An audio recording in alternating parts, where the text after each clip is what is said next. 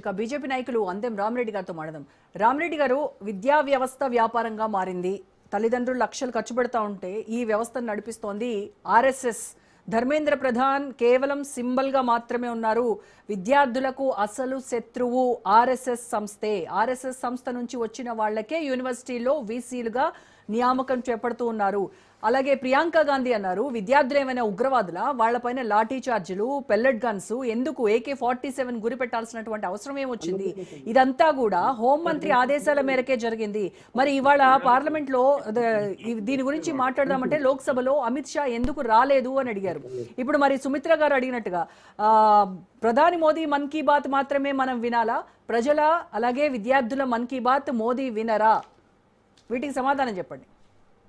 మొన్ననే ప్రధాని మోడీ గారు మాట్లాడినరు, విద్యార్థులు కూడా మాట్లాడినరు, మనం టీవీలో చూసాం. అవును, దానికి కూడా చెప్పారు కదా ప్రియాంక గాంధీ, కెమెరా యాంగిల్స్ కాదు మార్చుకోవాల్సింది, దిల్ మార్చుకోండి, దిల్ కా యాంగిల్ చేంజ్ చేయండి. విద్యార్థులతో మోడీనే మాట్లాడతాడు. విద్యార్థులు మాట్లాడింది మోడీ విని అంటే వాళ్ళని అడిగి వాళ్ళ అభిప్రాయాలని వాళ్ళకి రెస్పాండ్ అయ్యి మొన్న 3 days అయిందో 4 days అయిందో మోడీ గారు మాట్లాడి ప్రతి పరీక్ష ముందు కూడా పరీక్షపై చర్చలు కూడా ఇంతకుముందు ఏ ప్రధాని చేయలే, ఏ సీఎం చేయలే. వాళ్ళకి సూచనలు ఇచ్చి వాళ్ళతో ఫీడ్బ్యాక్ తీసుకొని జరుగుతుంటది. ప్రెస్ కాన్ఫరెన్స్ కూడా చెప్పండి, చెప్తా టాపిక్ డైవర్ట్ అయితే అది ఎందుకు చేయకో చెప్పండి, దాని కూడా చెప్తారు రీజన్. కానీ ప్రజలతోని మమేకమైతులు ఎక్కడికి వెళ్ళినా మోడీ గారికి ఎంత స్వాగతం ఉంటుంది.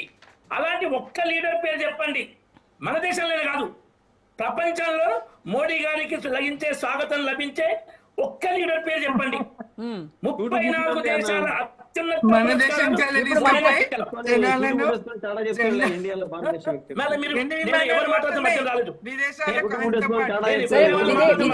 విదేశాల్లో ఆయనకి బోల్డ్ అంత స్వాగతం, బోల్డ్ అని ఆహ్వానాలు ఇవన్నీ వస్తున్నాయి కానీ మరి స్వదేశంలో పరిస్థితి ఏమిటి? ప్రధానమంత్రి రోడ్ షోలో స్వాగతం లేదా?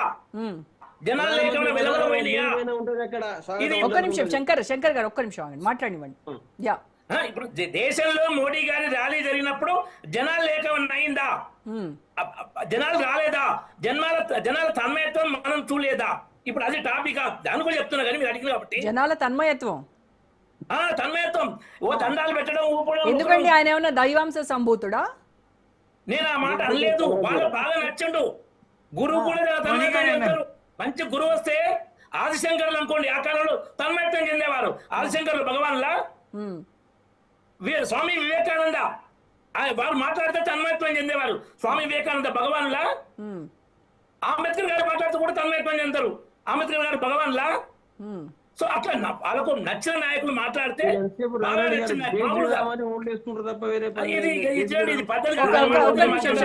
శంకర్ గారు ఒక్క నిమిషం. రాముడు అందరి వాడు అయినా గానీ రాముడిని ప్రధానమంత్రి అనుకుంటారు. మేడం ఒకటి ముఖ్యంగా రోజా గారు చెప్పండి, ఇప్పటిదాకా చర్చలో ఏమైనా టాపిక్ మీద మాట్లాడుతున్నాం అనుకున్నా, అది జరగలేదు. మధ్యం రాలేదండి. మీరు ఒక నిమిషం శంకర్ గారు మీరు మాట్లాడండి, టాపిక్ ఏ మాట్లాడండి, సబ్జెక్టే మాట్లాడండి. మీరు సబ్జెక్టే మాట్లాడతారు చెప్తున్నా. ఒకరేమో బీజేపీ మీద దేశం ఎల్లగక్కితే ఇంకేమో పొలిటికల్ మైలేజ్ నీదా నాదా అని పంచాయతీ పెట్టుకునిద్దాం. అంతే తప్ప బిల్ ఏంది, బిల్ ఇంతకుముందే ఉండే, ఇప్పుడు మార్పేంది, అవసరం గురించి మాట్లాడలే. నేను అది మాట్లాడతా. ఇంతకు ముందు 3 ఏళ్ల నుంచి 5 ఏళ్ల వరకు జైలు శిక్ష ఉండే. అవును, ఇప్పుడు అది నేను ఒకటే క్వశ్చన్ అడుగుతా రామరెడ్డి గారు, బిల్లు తెచ్చారు కదా, పాత బిల్లే ఇది, దీనికి సవరణలు చేశాము. పాత బిల్లు అమల్లో ఎప్పుడైనా దాన్ని అమలు చేశారా? అది కనుక సరిగ్గా అమలు అయ్యి ఉంటే పాత బిల్లు కింద 59 కేసులు బుక్ అయినాయి, అంతే, FIR అయినాయి అంతే. 24లో హై లెవెల్ కమిటీ ఇచ్చిన సిఫార్సు, 24లో ఏర్పాటు చేసినటువంటి హై లెవెల్ కమిటీ ఏదైతే ఉన్నదో ఆ 100 సిఫారసులు ఒక్కటనే అమలు చేసిండ్రా? Yeah, that is what. Yes, చెప్పండి రామరెడ్డి గారు. హై లెవెల్ కమిటీ ఇప్పుడు ఎప్పటి హై లెవెల్ కమిటీ అంటారు? 24లో వేసింది. 24 రాధాకృష్ణన్ గారా దాంతో బిల్లు తయారు చేశారు కదా. ఆ బిల్లు వాళ్ళ సిఫార్సుల మేరకు